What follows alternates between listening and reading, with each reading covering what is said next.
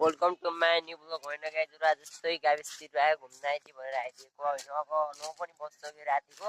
अब टक्क गाविसतिर गएर पानी सानी खाएर जाने विचार छ केटाहरूको होइन गाइजहरू। अब यस्तै गर्ने अब अरू अहिले देखाउँछु गाइजहरू होइन। अब पानी सानी खाएर जाने कुरा छ घरतिर। ल गाइजहरू पानी धारा पनि कस्तो राम्रै छ होइन। अब यतै हामी पानी सानी खाएर जाने हो गाइजहरू। अहिले रोक्न सक्नुहुन्छ गाइजहरू।